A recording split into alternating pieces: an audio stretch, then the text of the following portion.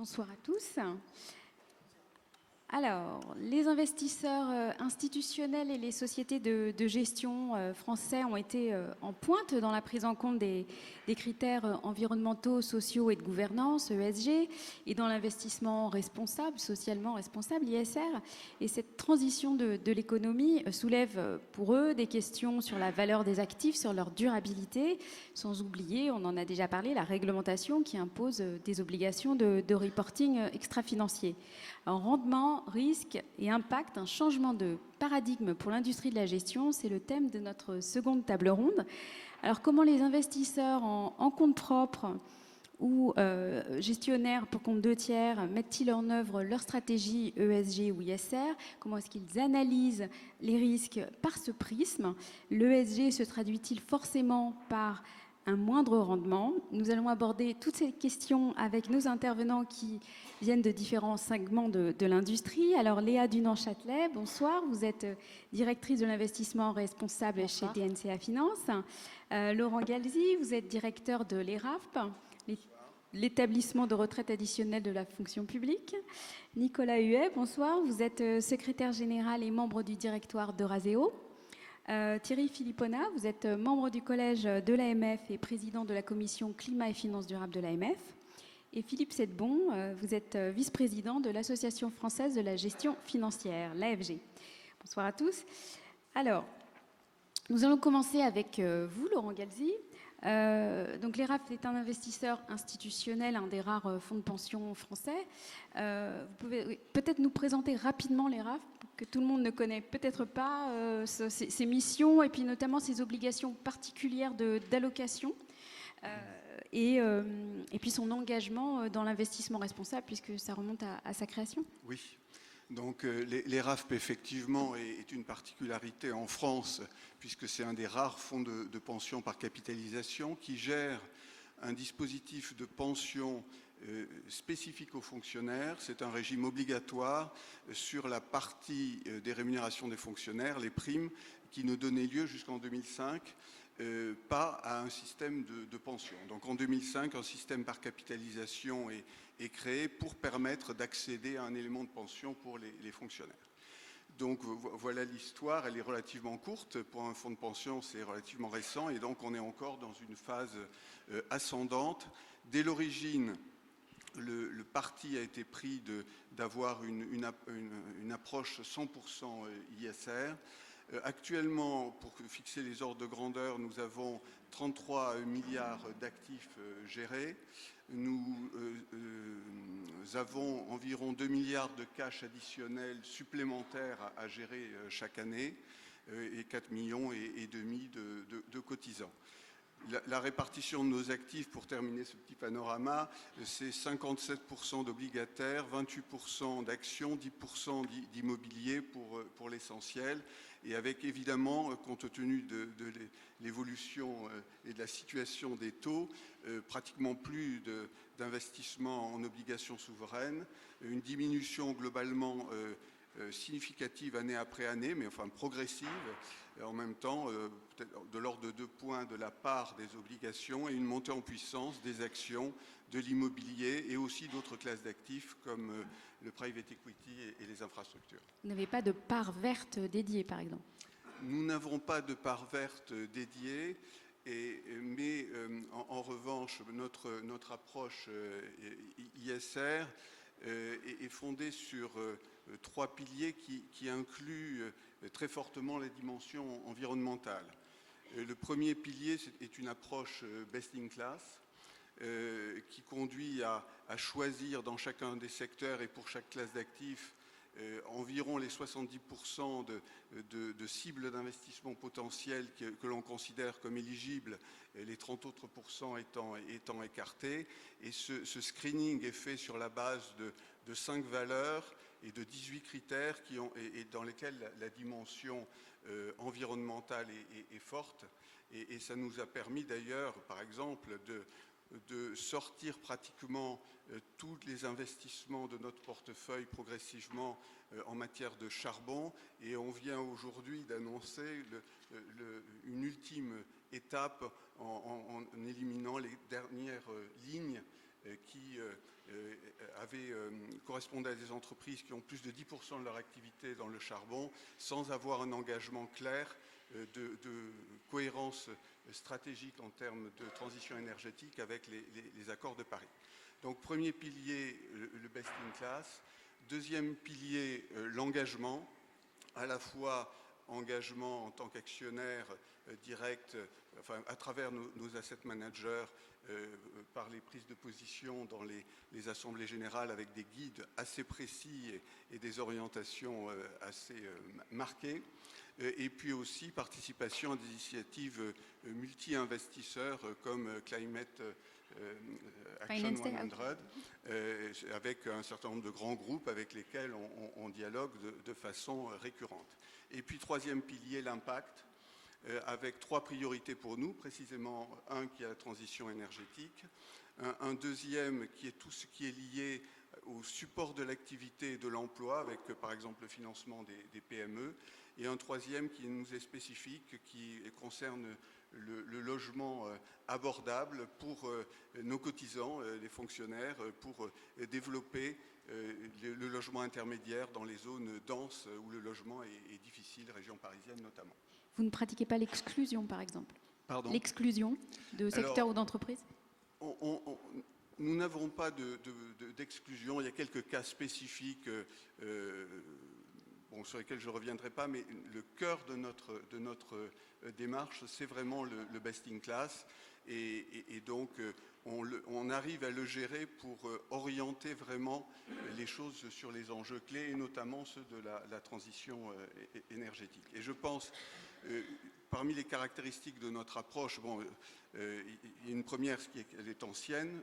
Nous avons démarré avec une charte ISR dès 2006, au moment de la création. La deuxième, je pense pouvoir dire, c'est qu'elle est authentique et assez déterminée.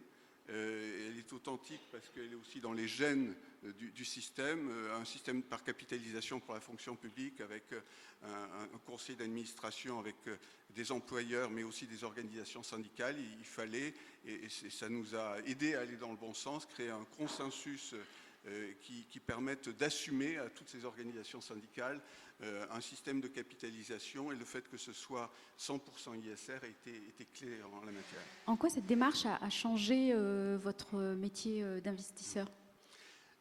Alors, ça nous a conduit à nous organiser de façon spécifique, mais je ne dirais pas changer le métier d'investisseur, parce qu'on a démarré comme ça. Et donc, on a dû traiter un certain nombre d'étages et d'éléments dans notre organisation et notre manière de faire. D'abord clarifier notre doctrine avec une charte ISR qui nous permettent ensuite d'être déclinés par classe d'actifs pour avoir une manière très précise de gérer nos investissements. Pareil pour les guidances de vote pour les AG. Nous nous sommes organisés aussi pour mettre en place nos mandats en conformité avec cette charte. Je n'étais pas en charge à l'époque, mais au début, ça a été pas si simple, parce qu'il n'y avait pas énormément d'asset managers qui étaient prêts en termes de motivation et d'investissement technique à le faire, mais ça a démarré très vite, et maintenant on est dans une bien meilleure situation. Et puis, même chose pour la sélection des OPC multi-investisseurs. Et alors, est-ce que l'ISR est compatible avec un bon rendement? Alors oui, avec un bon rendement. Un bon rendement, pardon. Un des points fondamentaux pour nous, c'est que nous avons des devoirs, évidemment, vis-à-vis de nos cotisants, et avoir des rendements en ligne avec le marché pour chaque classe d'actifs est une nécessité. Donc on s'organise pour ça, on veille d'abord dans la substance de nos règles à avoir des univers d'investissement, même après prise en compte des dimensions ESG, qui soient suffisamment vastes pour que nos asset managers puissent effectivement optimiser leurs investissements et être performants en termes de rentabilité. Sur la mise en œuvre, par exemple, de nos critères ESG, on dialogue aussi avec les asset managers pour être pragmatique, et lorsque une entreprise passe sous le seuil, eh bien, passer à une action plutôt d'engagement et de pression sur l'entreprise et de dialogue avec elle, plutôt que de couper une ligne qui n'a pas de valeur ajoutée sur l'évolution de la situation de cette entreprise. Alors, sans rentrer trop dans la technique, on regarde évidemment, et donc par exemple, sur les actions, si on prend le MSCI Europe et qu'on donc pur, et puis qu'on y applique notre filtre ESG et qu'on compare la performance financière de ces deux périmètres, elle est parfaitement en ligne sur la dernière demi-douzaine d'années. Un deuxième exemple, on a un gros mandat de 2 milliards d'euros qui est un mandat indiciel, mais pas sur un indice généraliste, mais sur un indice filtré avec un critère lié au bêta, un critère carbone et un critère ESG.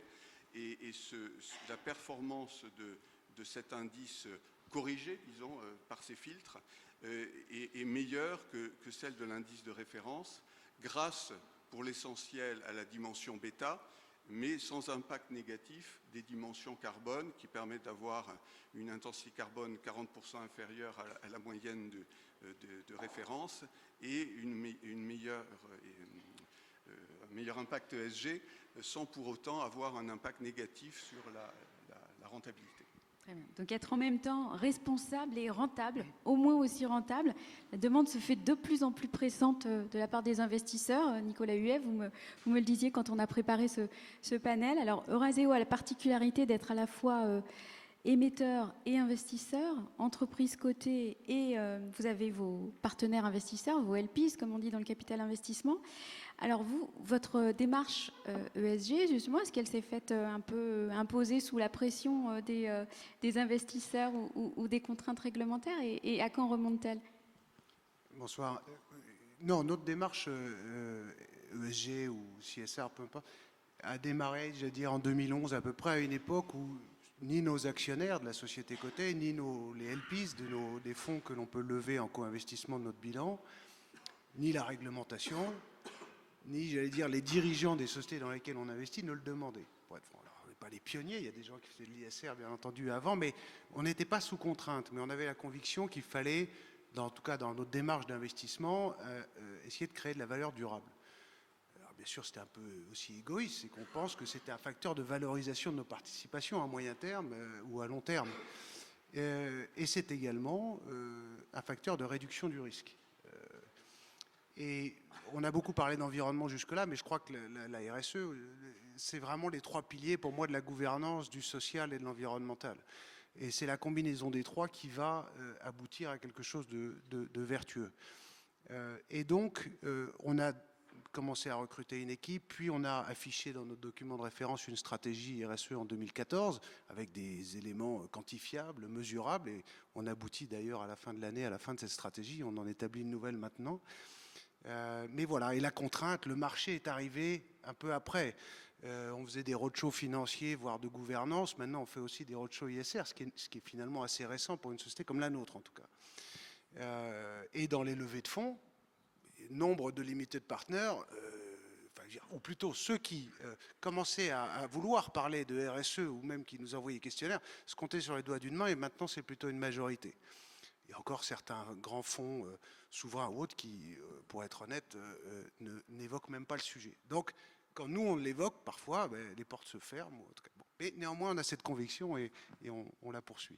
Alors, la difficulté, sans doute pour vous, c'est de l'appliquer à tout le portefeuille, parce que vous avez des participations dans quoi, 400 entreprises?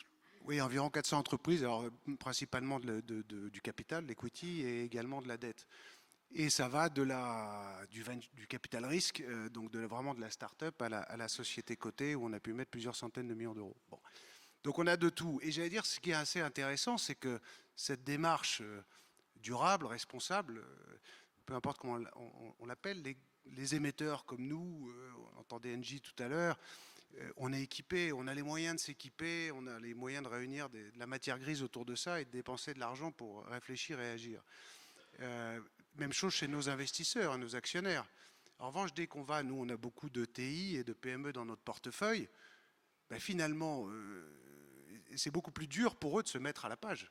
Alors il y a aussi une question de génération de dirigeants d'entreprise, il ne faut pas se le cacher, qui peuvent avoir une certaine réticence, où il faut passer beaucoup plus de temps à les convaincre, mais aussi ils ont des contraintes de budget, des contraintes de quotidien qui sont finalement assez loin de celles, j'allais dire, de cette salle, hein, pour être clair. Donc, ça prend du temps, et c'est pour ça que certaines réglementations, typiquement le devoir de vigilance, sont arrivées de mon point de vue très vite et de façon trop contraignante. Alors les grands émetteurs, les grandes sociétés s'y sont mis, et puis mais finalement ont déversé tout un tas d'obligations sur les PME. Les PME ne sont pas toujours équipées pour le faire. Voilà. Donc, je veux dire, il faut aussi laisser un peu de temps au temps, et nous-mêmes dans notre démarche, ben, il faut qu'on aille prêcher, il faut qu'on aille expliquer, qu'on donne des moyens, qu'on donne des ressources à nos sociétés pour mettre en œuvre sur les 3 piliers. Alors, la gouvernance, c'est assez facile, ça dépend beaucoup de nous.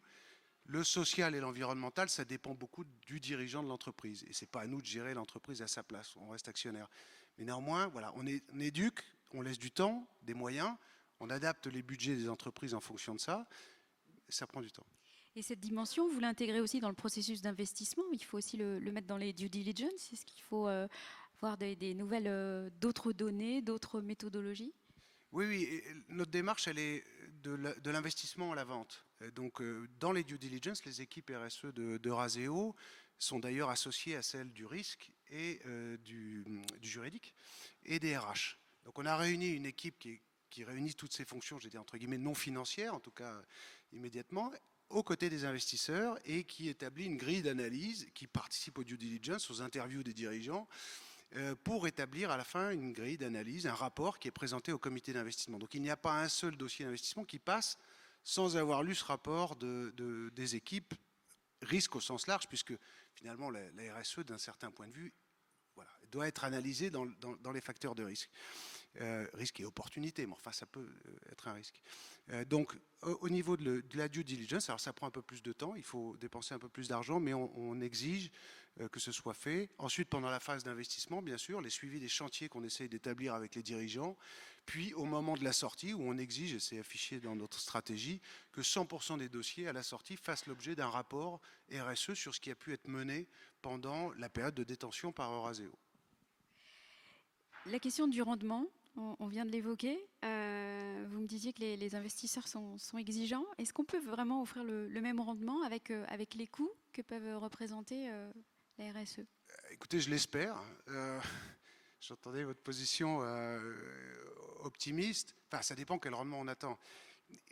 Il faut pas, je crois qu'il faut être réaliste. La RSE, si on veut vraiment conduire des chantiers, notamment les chantiers de transition, on l'évoquait tout à l'heure, et j'ai bien aimé les discours tout à l'heure sur la transition, parce que ce serait trop facile pour les investisseurs européens, finalement, de dire les secteurs difficiles, ben, je ne les regarde plus, je laisse ça à d'autres, parce que ça va me donner des contraintes en matière de reporting et autres. Je préfère que nous, investisseurs responsables, quand je dis nous, ce n'est pas simplement Raseo, mais il y en a d'autres, on s'occupe aussi de ces dossiers difficiles où il faut être en transition. On l'a fait dans la chimie lourde.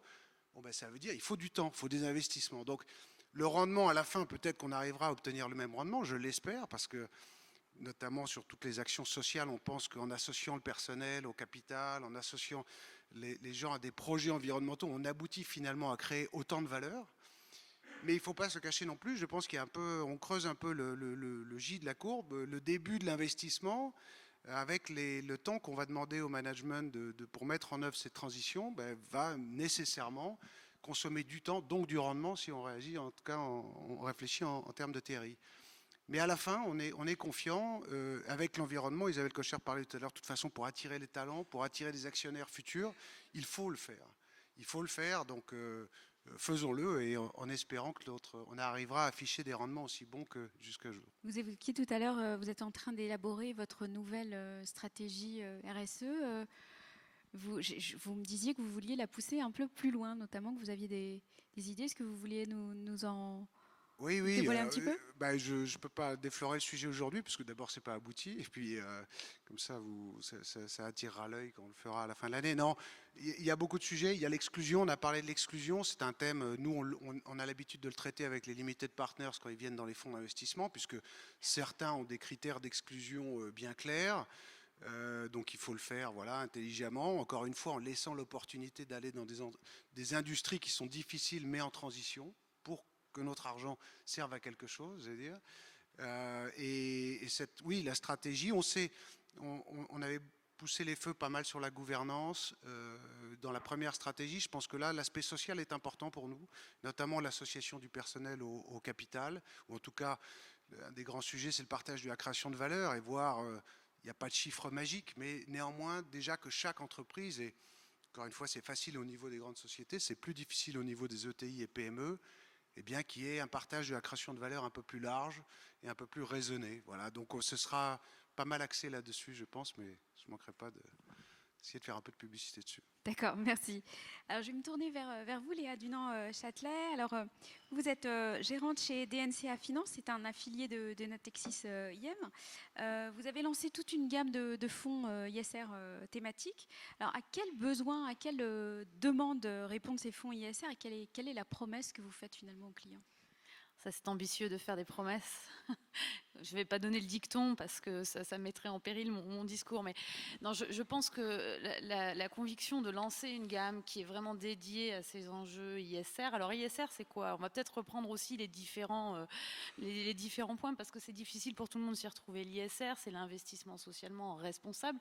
C'est un style de gestion. Donc ça s'attache à nous, les investisseurs, le bout de la chaîne de toutes les interventions qu'on a eues. L'investissement socialement responsable, ça sert à utiliser l'ESG comme critère d'analyse des valeurs, c'est-à-dire prendre en compte le développement durable des entreprises dans nos investissements. À quoi ça répond? Ça répond à une attente de marché. C'est vrai que le marché de l'ISR a été poussé par les grands investisseurs institutionnels, on l'a évoqué à l'instant, et ça fait une bonne dizaine d'années maintenant que les investisseurs institutionnels veulent intégrer ces sujets-là d'une manière ou d'une autre, soit par conviction, soit parce que le marché le leur demande ou que le régulateur l'impose de plus en plus. Aujourd'hui, il y a quand même un deuxième arrivant sur le marché qui est très important, qui est le particulier. Le particulier, l'épargnant final, qui finalement aujourd'hui fait le lien entre sa propre conviction de consommateur, Isabelle Cocher l'a évoqué tout à l'heure et j'aimais beaucoup ce parallèle de dire on a des consommateurs qui deviennent aussi des épargnants et qui sont leurs propres actionnaires et qui aujourd'hui cherchent dans la manière dont ils investissent de le faire avec leurs propres convictions et avec beaucoup de transparence. Ça, c'est un élément fondamental qui nous a conduit à aller vers ce type de démarche. Mais ils ne connaissent pas du tout ce qu'est l'ISR. Quand on voit les sondages, c'est affolant. Ça les intéresse, mais ils ne savent pas du tout. Absolument. C'est le grand problème de cette industrie aujourd'hui, c'est que l'ISR est mal compris. À juste titre, c'est très complexe. Il y a autant de méthodes, il y a autant de fonds, de stratégies et de reporting que d'acteurs. Il n'y a aucune harmonisation, mais c'est le propre finalement des nouveaux métiers. Il a été évoqué un parallèle intéressant avec la comptabilité, les normes IAS, IFRS qui sont venues aider à une normalisation de la comptabilité financière et je suis persuadée que la comptabilité extra-financière va se normaliser aussi. Mais la communication qu'on en fait auprès du grand public aujourd'hui, elle est très mauvaise. Alors c'est vrai qu'elle est très mauvaise et elle est surtout empreinte d'un certain, à mon avis, d'une forme de défiance. Les investisseurs pensent, et probablement aussi à juste titre, que lorsqu'on investit dans un fonds ISR, finalement, c'est plus ou moins la même chose qu'un fonds classique. Et ça a été vrai pendant un certain temps, parce qu'il a fallu que le marché se structure, qu'il a fallu aussi avoir des informations venant de ces entreprises, et qu'aujourd'hui, le marché va de plus en plus vers des fonds d'impact où on demande, finalement, très concrètement, à nous, investisseurs, de prouver ce qu'un fonds ISR va apporter d'un point de vue environnemental, social, sociétal. Et alors vous, quelle est votre grille d'analyse, votre modèle d'évaluation? Parce que vous avez développé toute une recherche propriétaire. Alors notre modèle d'analyse, déjà, il est propriétaire. Ça, c'est très important parce que le marché de l'ISR s'est fondé sur des grandes agences de notation externe. On les a évoquées très rapidement lors du premier panel. Ces grandes agences de notation externe, elles étaient là il y a une dizaine d'années, même plus que ça, plutôt 15 ans maintenant, parce que les données n'existaient pas. Et donc, lorsqu'on était un gérant d'actifs, en général, on récupérait des ratings, des notations d'entreprises qui nous permettaient de les classer et en fonction de ces classements, de faire des portefeuilles avec des entreprises plutôt bien notées. Nous, on a fait le choix opposé. Aujourd'hui, on fait nos modèles d'analyse en interne, sur la base du dialogue que l'on a avec les dirigeants, parce que les dirigeants ont beaucoup de choses à nous raconter sur leur stratégie, sur la manière dont ils intègrent ces enjeux, et puis surtout parce qu'on est convaincu que c'est un moyen d'être différenciant. Notre cœur de métier, c'est d'être capable d'analyser les entreprises de manière fondamentale. On ne peut pas déléguer cette recherche extra-financière à un provider de données qui finalement fait du data crunching sans véritablement d'analyse qualitative. Et après, piliers d'analyse, il y en a 2 principaux et je pense qu'ils sont fondamentaux parce qu'ils répondent à ce que l'ISR d'aujourd'hui est. Si on revient sur l'historique de ce métier, l'ISR c'est parti des exclusions sectorielles et éthiques. Et on en reparle encore aujourd'hui. Et puis on a fait du best in class, puis il y a eu de la gestion thématique, facile à comprendre. J'investis dans l'eau, dans les énergies renouvelables. Aujourd'hui, quand on pose la question au grand public, si vous voulez investir dans un fonds ISR, à quoi vous vous attendez, vous, concrètement ? Il y a 2 réponses, systématiquement. La première, c'est « je ne veux pas d'entreprise controversée ». Je ne veux pas d'entreprise qui fait la une des journaux pour des grands scandales, quels qu'ils soient, droits humains, corruption, peu importe. Et la deuxième chose qu'ils souhaitent, c'est avoir des entreprises qui contribuent positivement au développement durable. Et donc ces 2 axes d'analyse sont nos 2 axes prioritaires dans le modèle, parce que l'un présente des risques. En fait, la responsabilité d'entreprise, ce qui nous permet d'éviter les risques de réputation, de controverse, eh bien, c'est un moteur de performance très important. Et puis l'autre, c'est plutôt une manière d'aller vers les tendances futures, de capter la croissance là où elle va être dans les prochaines années, donc de générer de la performance. La contribution positive, la mesure d'impact, c'est compliqué. C'est extrêmement compliqué, mais en réalité, et là je vais faire un point qui va peut-être choquer, mais je ne crois pas du tout au tout ISR. Je ne crois pas du tout au fait qu'il faut changer absolument l'intégralité des gammes et aller vers uniquement des fonds qui vont être vertueux ou verts, pour reprendre le début du vertueux, ou sociaux. C'est pas possible. Parce que c'est un style très spécifique et l'impact dans l'ISR, c'est encore plus spécifique. Ce qui m'importe, moi, dans l'impact, c'est de me dire ça a été l'apanage du private equity, de la finance solidaire, des petits actifs, si je peux dire les choses ainsi. Mais en réalité, l'impact, il est encore plus grand dans les grandes entreprises, mais il est dilué. Et moi, mon rôle, je gère des actions, des obligations d'entreprise, je suis sur des actifs de grande taille, c'est d'aller chercher l'impact là où les entreprises qui sont en transition l'apportent déjà aujourd'hui, l'apporteront peut-être demain. Et le mesurer, il n'y a qu'une manière de le faire. D'abord, c'est en étant transparent. Nous avons fait le choix, nous, de montrer l'impact pour toutes les lignes des portefeuilles et de faire cet impact en discutant avec les entreprises à nouveau. Alors, on vient de voir le cas d'une société de gestion en particulier. On va se poser la question pour l'ensemble de la profession. Philippe Sedbon, en quoi l'ESG constitue-t-il un changement profond pour la gestion d'actifs, à la fois en termes d'organisation pour répondre au cadre réglementaire et sur le plan commercial pour s'adapter à la demande qui évolue? Bonsoir. Merci. Bonsoir. Alors, la question, c'était est-ce un changement de paradigme, effectivement, pour l'industrie de la gestion d'actifs, les sociétés de gestion, et finalement, ce passage que serait la tradition, et on a toujours géré avec un couple rendement-risque, et intégrer l'impact. Et donc, est-ce qu'on passe d'un couple à un triptyque ou pas? Je propose d'essayer de répondre, en tout cas. Peut-être 1 ou 2 chiffres avant, juste pour illustrer qu'effectivement, on est et c'est ce que disait Léa, on est devant finalement un déplacement important, et on l'a dit précédemment. À l'AFG, on interroge nos membres chaque année et on récolte ces statistiques. Et donc aujourd'hui, l'investissement responsable qui inclut, alors je suis d'accord, c'est un peu un patchwork, tu l'as expliqué, on a à la fois de l'ISR, mais on a aussi de l'impact, on a aussi de l'intégration ESG, on a des fonds thématiques ESG, mais enfin, l'ensemble, aujourd'hui, dans la gestion française, c'est 1450 milliards d'euros à la fin de 2018, et puis et en hausse de 40% d'une année sur l'autre, un périmètre à peu près comparable, 40% de hausse, quand même très significatif, et donc on voit bien qu'il y a un déplacement de la demande. Institutionnel, ça fait longtemps et ça se poursuit. Et retail, c'est assez nouveau, mais au cours des 2 dernières années, on a une montée en puissance forte du retail. Et donc, on a ce déplacement de la demande et on a cette évolution de l'offre des sociétés de gestion. Et on va en parler maintenant. Et finalement, on assiste, après 2 ou 3 décennies de court-termisme extrême, à la fois dans la gestion des entreprises et donc dans la pratique de la finance, à un retour de la gestion du long terme, un retour d'une préoccupation du long terme. Et ce n'est pas l'AFG qui va s'en plaindre. Je pense qu'on peut faire le lien aussi avec les évolutions d'épargne, notamment la loi Pacte, et tout ça se rejoint.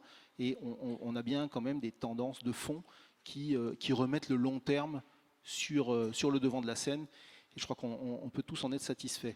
Ça a des impacts évidemment sur l'organisation des sociétés de gestion, notamment, alors je viens à votre question, hein, pardonnez-moi, notamment, je crois que la prise en compte des critères extra-financiers, environnementaux, sociétaux, gouvernance, finalement, on les a toujours pris en compte d'une façon ou d'une autre, plus ou moins de façon très concrète, dans nos process ou pas, mais on a une montée en puissance désormais de la matérialisation de ces prises en compte, et notamment sous l'influence aussi de la réglementation.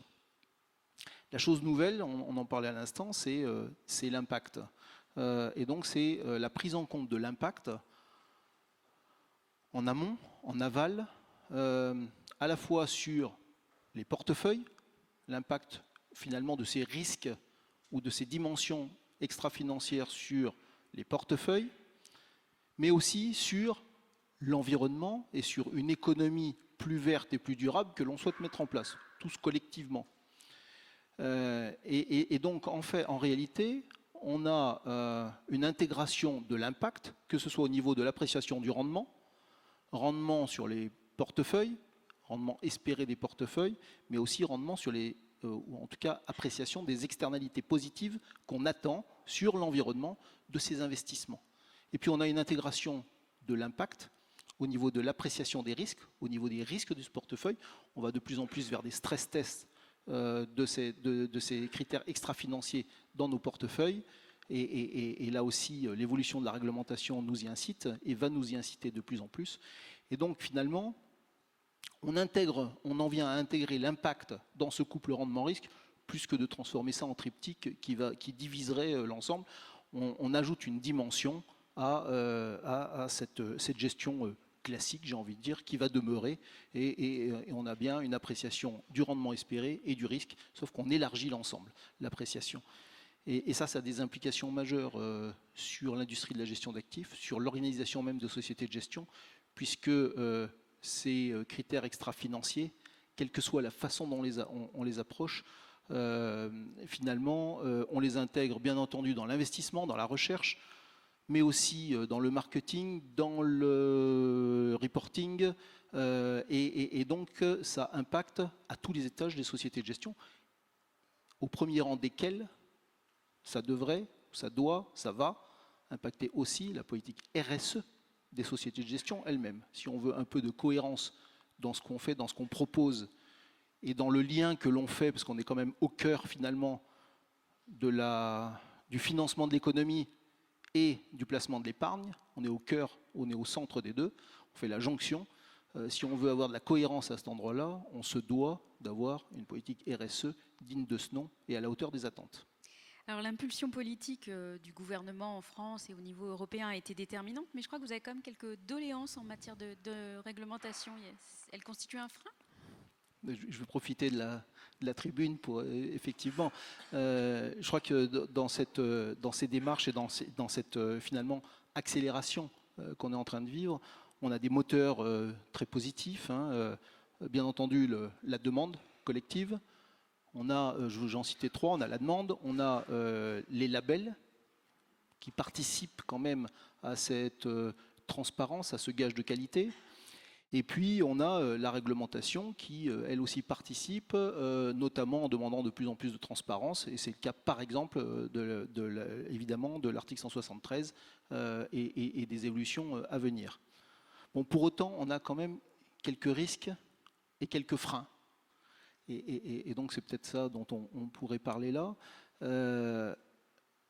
Donc peut-être un risque, on a parlé de la taxonomie. Le président a parlé tout à l'heure de la phase dans laquelle le régulateur finalement a précisé sa doctrine en la matière. Le risque que l'on peut avoir, c'est finalement une réglementation qui soit trop prescriptive et trop rapidement, et qui loupe un peu sa cible. C'est-à-dire, si on en revient au sujet exclusion, transition, financement de la transition, accompagnement de la transition. Si on définit de façon trop rigoureuse, trop rapidement en tout cas, ce qu'on peut financer, ce qui est vert, ce qui n'est pas vert, ce qui est durable, ce qui n'est pas durable, alors même qu'on est sur quand même des matières qui se cherchent et qui ne sont pas encore totalement mûres. On risque d'exclure rapidement des secteurs entiers, on l'a dit tout à l'heure, alors même qu'on doit embarquer l'ensemble et accompagner l'ensemble. Donc c'est le sujet de transition, financement de la transition. Et pour cela, on a quand même d'autres sujets, mais qui font partie de ces approches-là, qui montent en puissance, et notamment l'engagement actionnarial. Et d'ailleurs, je crois que l'AMF met en avant justement de plus en plus ce besoin d'engagement actionnarial, mais c'est grâce à l'engagement actionnarial, et ça a été dit tout à l'heure, qu'on va faire avancer les choses et qu'on va modifier en profondeur plutôt que d'exclure a priori. Ça, c'est le premier risque. On a un deuxième, non pas risque, mais peut-être frein, qui est finalement la disponibilité et la comparabilité des données. Il y a des sociétés de gestion très en pointe qui le font, qui ont la capacité de le faire, qui ont développé des modèles, et en parlait. Pour autant, si on pense à l'ensemble de l'industrie, on a absolument besoin, pour faire correctement notre travail d'analyse, notre travail de choix, et notre travail d'investisseur, d'avoir des données émetteurs qui soient dignes de ce nom et qui soient comparables. Donc le rapport de Cambourg va totalement dans ce sens-là, et au niveau de l'AFG, on appuie vraiment ce rapport, et on pense que c'est la bonne voie. C'est la bonne voie d'autant plus que si on ne va pas et de façon rapide dans cette voie-là, le risque que l'on a à ce moment-là, et c'est le troisième que j'évoquerai, c'est une dépendance évidente à des data providers qui font très bien leur travail, Myriam en a parlé tout à l'heure, mais on a quand même une dépendance à des data providers qui, en plus de ça, peuvent, pour certains d'entre eux en tout cas, ne pas être totalement alignés avec la façon dont on souhaite travailler en Europe sur ces sujets-là. Et on est quand même en train de parler là d'un sujet majeur qui est comment on modifie le financement de l'économie européenne. Donc c'est un sujet absolument majeur. Et donc je conçois par exemple, on parle régulièrement du sujet de la 5G qui est aux mains des Chinois et pourquoi on se met dans les mains des Chinois avec la 5G. Mais enfin, se mettre dans les mains de certains data providers pour modifier le mode de financement et réorienter l'économie européenne me semble être un sujet au moins aussi important. Donc l'ESG est aussi un sujet de souveraineté. Alors ce changement de paradigme, il faut l'accompagner. Alors on a parlé de cette réglementation très touffue qui serait souhaitable d'harmoniser. Il y a beaucoup de choses à inventer. Alors Thierry Philipponnat, vous êtes le président de la toute jeune commission climat et finances durables de l'AMF. L'intervention du régulateur financier dans ce champ extra-financier, c'est assez nouveau. Alors est-ce que vous pouvez nous présenter cette commission et son rôle ? Bien volontiers, merci. Ce n'est pas totalement nouveau, c'est une montée en puissance et une accélération, ce qui est pas la même chose. Comme Robert Ophel l'a rappelé tout à l'heure, les rapports sur la RSE faits par l'AMF, on en est au 4e, et le premier date d'il y a 8 ans, 9 ans. Les rapports sur l'ISR, les approches extra-financières de la gestion collective, c'est le 3e rapport qui est en train d'être préparé, si je ne dis pas de bêtises. Par contre, quelque chose qui est totalement évident, c'est qu'on est dans une phase d'accélération du phénomène. Pourquoi accélération ? Parce qu'il y a l'urgence sociétale qu'on voit tous, il y a l'impulsion des pouvoirs publics. Avant l'été, les pouvoirs publics, d'abord par la loi Pacte, et puis en plus généralement, disent à l'AMF qu'elle va être responsable, alors conjointement on en reviendra, du suivi et de l'évaluation des engagements des acteurs de la finance durable en France. Très bien, ok. Comment on fait ça ? Donc revenons sur ce sujet-là. Et c'est pour ça qu'à ce moment-là, l'AMF se dit, très bien, on a des équipes, il y a beaucoup de gens à l'AMF, dans les services de l'AMF, dans les équipes à plein temps de l'AMF qui travaillent sur le sujet, je dis d'autant mieux que je n'en fais pas partie, qui ont un niveau de compétence très élevé. Pour autant, est-ce qu'ils savent tout sur tout et est-ce qu'ils appréhendent toutes les dimensions de la problématique ? Non. Et pourquoi non ? Parce que c'est juste pas possible. Donc l'AMF décide de constituer cette commission, baptisée Climat et Finances Durables, en parallèle avec l'ACPR qui constitue une commission que je baptiserai de sœurs, qui a exactement le même nom. Pourquoi? Parce qu'il faut importer le savoir-faire du monde extérieur, je prends ce vocable à dessein, du monde extérieur, pour écouter, comprendre, avec 3 grandes missions, fondamentalement. La première mission, c'est sur ça consiste à regarder ce que fait l'AMF dans ses missions, j'ai envie de dire, traditionnelles. Elle a beaucoup de responsabilités qui déjà touchent à la finance durable. On a dit tout à l'heure, on peut toujours débattre des chiffres, parce que tout ça n'est pas une science exacte, mais prenons le chiffre de 1450 milliards d'actifs gérés en France, selon des critères, on va dire ISR ou intégration ESG. Ça fait peu ou prou 40% des actifs gérés dans ce pays. Si l'AMF ne s'intéresse pas à ça, qu'est-ce qu'elle fait? Et évidemment qu'elle s'intéresse à ça. Donc il faut une commission qui lui dise, voilà, sur tes missions traditionnelles, je te conseille de faire plutôt ceci, je te conseille de faire plutôt cela. Il y a une deuxième dimension qui est la mission qui a été donnée par les pouvoirs publics, suivi et évaluation des engagements des acteurs de la finance durable. C'est un énorme chantier. Et ça va être fait conjointement avec la commission de la CPR, que je réévoquerai peut-être un tout petit peu plus tard, fort rapidement, même si ce n'est pas le cœur de vos questions, mais on ne peut pas ne pas travailler avec, et on travaille avec, et je vous dirai comment. Et puis la troisième chose, c'est que cette commission, elle a dans son mandat le fait de prendre des sujets qu'elle considère comme essentiels et de dire à l'AMF, regardez, dans cette direction-là, il y a un sujet à creuser. Peut-être que dans cette direction-là, c'est moins important.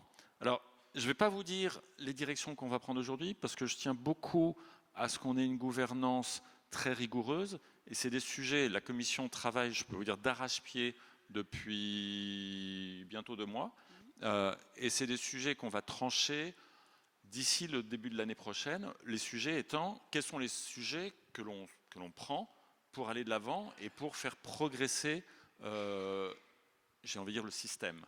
Avec une logique, et ça c'est très très important d'avoir ça en tête, qui est la logique de nous devons d'être collés à la réalité, d'avoir les 2 pieds dans la réalité, et en même temps d'avoir de l'ambition. J'approfondis un peu ce que je veux dire. Si on n'a pas d'ambition, on va nulle part, on ne bouge pas les lignes, mais si on n'a pas les 2 pieds dans la réalité, c'est-à-dire du monde, à l'AMF, c'est beaucoup le monde de la gestion, évidemment, et puis le monde des émetteurs et des sociétés cotées, on laisse tout le monde derrière soi et on ne sert à rien. Donc voilà, ça c'est vraiment notre feuille de route. Vous disiez une commission ouverte sur le monde extérieur. Alors il y a 24 membres, vous pouvez un peu nous décrire les profils. Il y a déjà eu des petites critiques d'ONG sur la composition de la commission. Oui, tout à fait, mais vive les critiques. Il n'y a que ceux qui ne font rien qui ne sont pas critiqués. Il y a effectivement 24 membres. J'ai envie de dire, il y a 4 grands blocs. Déjà, le dénominateur commun, et nous avons fait, nous étant beaucoup de gens dans les équipes de l'AMF et jusqu'à son plus haut niveau de hiérarchie, et puis votre serviteur, on a beaucoup travaillé sur le sujet cet été, et le dénominateur commun, c'est la compétence technique. Parce qu'il y a un moment, je dis de façon un tout petit peu trop simpliste, mais on veut tous un monde meilleur, mais à un moment, il faut plonger dans le dur, se relever les manches et puis aborder les sujets techniques. Donc, tous les membres de la commission, et alors j'y ai attaché particulièrement une grande importance, sont des gens qui ont une technicité très forte. Après ça, il y a, on va dire, 4 grands blocs de provenance. Il y a les émetteurs, les entreprises, notamment cotées en bourse. Les noms sont connus, je peux les passer en revue si vous voulez, mais enfin, il suffit de chercher sur un site web ou sur le site de l'AMF, vous le trouverez. Il y a le bloc des investisseurs, il y a le bloc des experts, on va dire. Alors les experts, ça peut être des universitaires, ça peut être des agences de notation, ça peut être des cabinets spécialisés sur le sujet. Et puis il y a le bloc société civile. Alors effectivement, il y a des critiques qui ont émergé. Je n'ai pas vu le texte. Apparemment, ça a émergé hier ou ce matin. Disant... Oui, c'est la note des Amis de la Terre avec BankTrack qui trouve qu'il y a un poids un peu trop important donné aux banques notamment. Alors, c'est tout à fait intéressant et quand je ne suis pas à l'AMF, je suis responsable d'une ONG. Donc, Finance Watch, Finance Watch pour ne pas la citer. Très bien. 2 ou 3 réflexions. Personnellement, et je ne veux pas parler pour mes collègues de l'AMF, mais je ne sais pas faire de la finance sans impliquer les financiers. Je ne sais pas faire. Là, il y a un truc bon, voilà. Il s'agit, ça a été dit tout à l'heure, de réfléchir à la façon dont on va faire évoluer le monde de la finance dans une certaine direction que l'on sait. Donc, travailler avec les gens dont c'est le métier de le faire au quotidien, personnellement, ça me semble la base. Après ça, qu'il y ait à la fois des appréciations, des objectifs, le cas échéant des sensibilités, et n'ayons pas peur des mots, des intérêts différents, on est juste dans le monde réel. Mais la seule façon de faire bouger les choses, c'est de mettre justement tout le monde autour de la table, avec le bon niveau de technicité, et j'ai aussi envie de dire avec un état d'esprit qui consiste à dire « Tiens, tu dis quelque chose, j'ai pas la même logique que toi. » Eh ben, on va en parler, puis on va essayer de faire bouger les choses. Ça me semble être la meilleure chose à faire. Après ça, le monde société civile est largement autant représenté que le monde financier, donc je me sens très très à l'aise.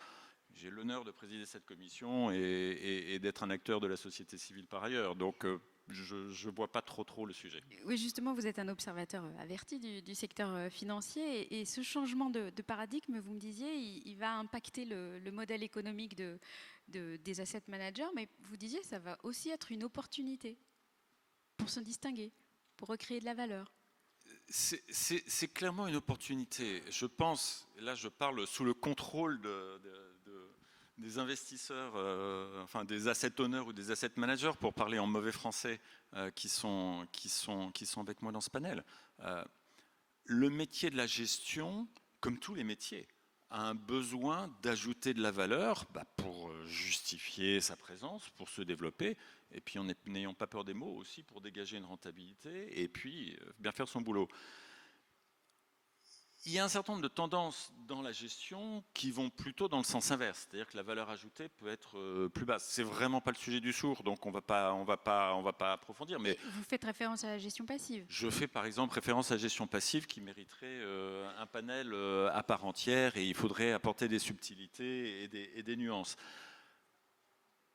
L'inclusion de critères extra-financiers dans la gestion, c'est aussi, je n'ai pas dit que, si c'est que ça ne sera pas suffisant, mais c'est aussi une opportunité, et tant mieux, pour les gens dont c'est le métier de gérer des actifs financiers, d'ajouter de la valeur, de montrer qu'ils sont bons et de faire une différence. Tous ces sujets, on parle souvent, il y a une grande expression en anglais, je ne sais même pas comment on traduit, c'est bouger les milliers de milliards, shifting the trillions, c'est une expression qui est presque galvaudée tellement elle est utilisée. Très bien, si on veut bouger les milliards et les milliers de milliards, on veut le faire uniquement avec les acteurs de la finance, avec les financiers. Donc il faut forcément qu'ils ajoutent de la valeur, et il faut forcément qu'ils soient intéressés.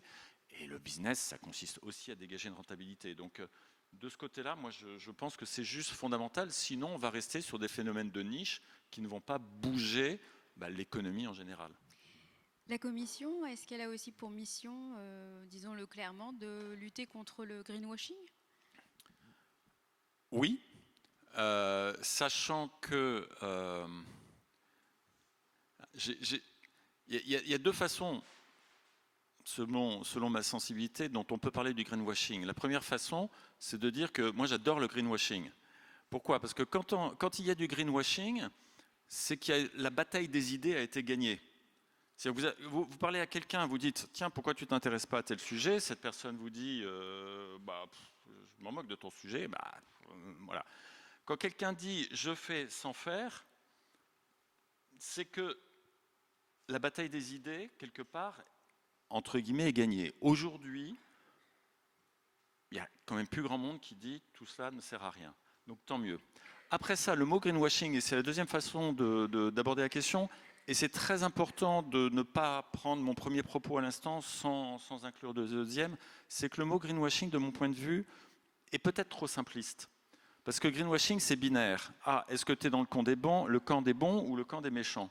La réalité, c'est qu'il y a des modes de gestion, ISR, intégration ESG, qui ont un vrai impact, d'autres qui ont un peu d'impact, d'autres qui n'ont pas beaucoup d'impact, et probablement certaines qui n'en ont pas du tout. Donc, autrement dit, une fois de plus, il faut mettre des nuances. Et on n'est pas dans un monde binaire où il y a les bons et les méchants, on est dans un monde où on va aux extrêmes de 0 à 100. Voilà. Et donc la question, c'est de savoir où on met le curseur. Et évidemment, le rôle du régulateur, ça va être, et le régulateur AMF, son président ici présent, et puis il m'est arrivé d'utiliser les mêmes expressions en public, doit absolument assumer son rôle de non-dévoiement de la notion d'ISR et d'investissement responsable et de finances durables. Et pourquoi est-ce qu'il doit assumer ce rôle? D'abord parce que c'est son travail de vérifier que, d'abord, est-ce que l'information est claire, exacte, non trompeuse? C'est son travail, donc le régulateur va faire son travail.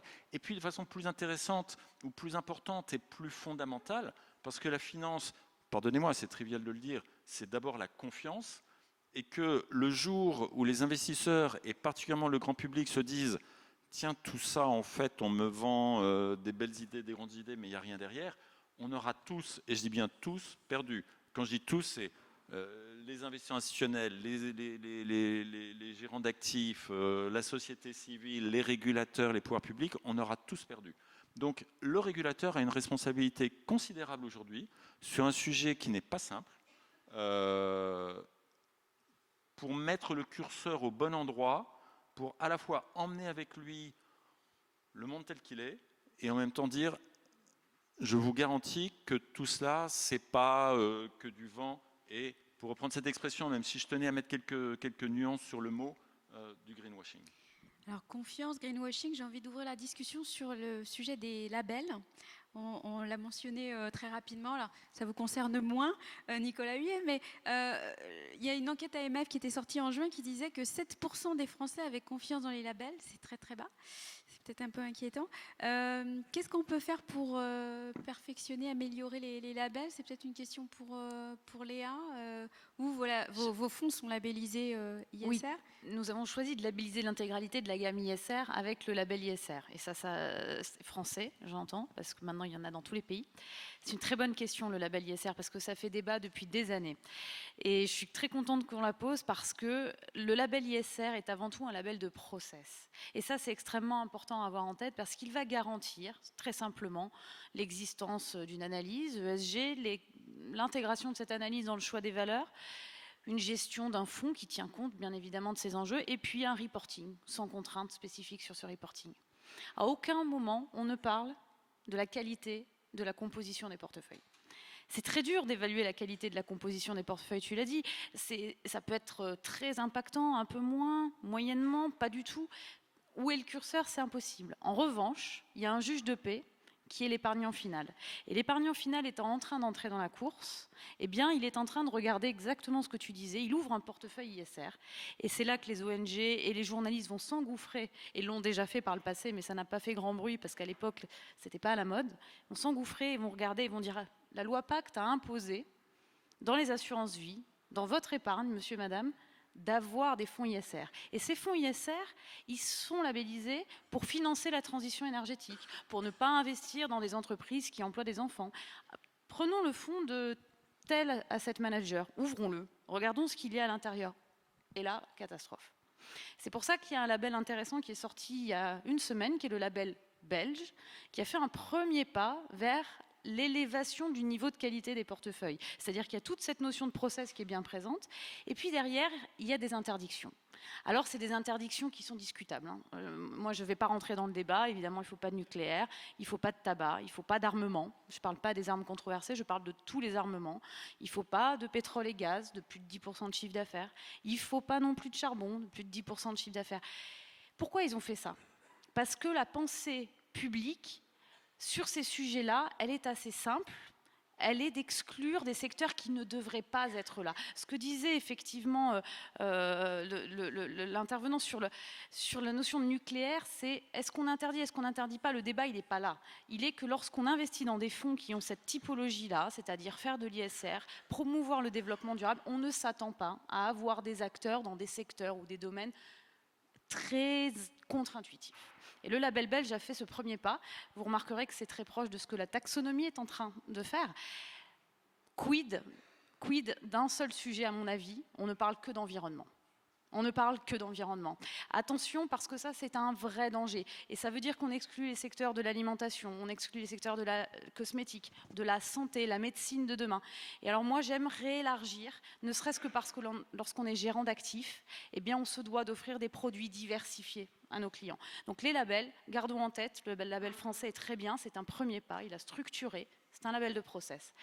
Et l'AMF, je suis heureuse de les voir entrer dans la course pour un petit peu stopper aussi ce greenwashing.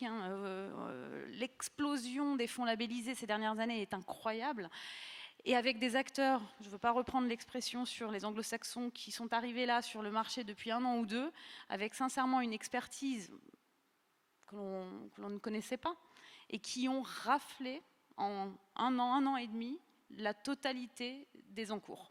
C'est-à-dire des fonds ISR français qui se battent depuis des années pour dépasser 150, 200, 250 millions d'euros dans des sociétés de gestion, je dirais, de qualité, avec des grands acteurs anglo-saxons qui, arrivant sans contrainte, ont dépassé le milliard en 1 an. Voilà. Alors, les labels, les standards, le E, le S, le G, est-ce que ça fait réagir un de vous Philippe, Ouais, c'est bon? Est-ce que non? Allez-y. Pardon, Nicolas, juste un mot. Je pose, effectivement, il va y avoir du greenwashing, il y en a déjà, et on voit même nous, certains de nos concurrents qui étaient inexistants sur ces matières-là, qui ont personne en interne et qui du jour au lendemain sont très vertueux. Mais après, je crois qu'on se fait rattraper par la patrouille si les actes ne suivent pas le discours. Il y a assez de commentateurs. Alors, il y a le régulateur, bien entendu, mais aussi ben voilà, les journalistes, les parties prenantes, les ONG qui ne manqueront pas, si les actes ne sont pas là, si on investit dans un secteur controversé alors qu'on avait dit qu'on allait être très responsable, si on n'agit pas bien dans les entreprises. Bon, nous, on est plus proche des entreprises, des salariés, donc c'est plus fait. Voilà, on va se faire rattraper par la patrouille. Donc, je vais dire, la justice tombera, mais donc, bon, mais il y aura du greenwashing, il y en a déjà. Voilà, il faut réussir à faire le tri. Les agences de notation sont là, elles font un bon job. Et après, vu la masse d'informations qui va arriver chez elles, je ne sais pas si elles arriveront à le faire longtemps aussi bien, mais je l'espère. Donc, voilà, il faudra être vigilant. Un mot peut-être? Merci. Rattrapé par la patrouille, ce qui est important aussi, c'est qu'on soit capable justement d'être rattrapé par la patrouille des épargnants. Parce que c'est quand même à eux qu'on s'adresse et c'est à eux qu'on offre de gérer leur épargne. Et donc, pour cela, c'est pas parce qu'on va aller vers des précisions ISR, ESG ou autres, on est toujours dans le domaine financier qui est un domaine complexe pour, on va dire, la moyenne des épargnants. Et donc, de la même manière que c'était le cas avant, aujourd'hui et demain, il faut qu'on mette un accent en parallèle sur l'éducation financière. J'insiste là-dessus, je pense que c'est le moment, et c'est une démarche conjointe d'ailleurs, mais qu'on a fait à l'AFG. D'ailleurs, on a sorti un livre blanc il y a quelques semaines sur le sujet, mais cet accompagnement au niveau de l'éducation, et toute la place d'ailleurs est mobilisée sur le sujet, pour permettre de faire le tri, pour permettre de comprendre dans quoi on investit, et pour permettre d'être capable de juger des résultats de façon objective, et surtout, a fortiori, quand on parle d'épargne de long terme désormais, est un sujet central. Thierry, vous vouliez ajouter un dernier petit mot? Oui, très rapidement, juste pour mettre en exergue, parce que je pense qu'il est important que tout le monde ait ça à l'esprit, la problématique de qu'est-ce qu'un fonds ISR, qu'est-ce qu'un fonds ESG. Il y a vraiment 2 grands types d'approches sur le sujet, sachant que c'est un secteur qui est mouvant, qui est foisonnant, qui est en devenir et où rien n'est stabilisé. Alors, comment est-ce qu'on tire la ligne pour dire ça c'est ISR, ça ne l'est pas? Et en gros, certainement pas trancher le débat dans la minute qui vient, mais il y a 2 philosophies générales. La première, c'est de dire j'informe, je vous dis exactement ce que je fais, à vous de juger si vous considérez que du même coup, ça mérite d'être appelé comme ça. Ou c'est un espèce de collectif de tous les gens qui travaillent dessus, il y en a beaucoup dans cette salle, se disent, bah voilà, les normes minimales, c'est ça. Dans un monde qui est mouvant, pas scientifique et pas stabilisé. Mais c'est vraiment les 2 approches possibles. Et pour vous donner une idée de ce sur quoi travaille le régulateur, c'est pas forcément simple, mais qui va faire son travail. Très bien, merci. Ce sera le mot de la fin de notre seconde table ronde. Merci à tous. Je vous invite à les applaudir.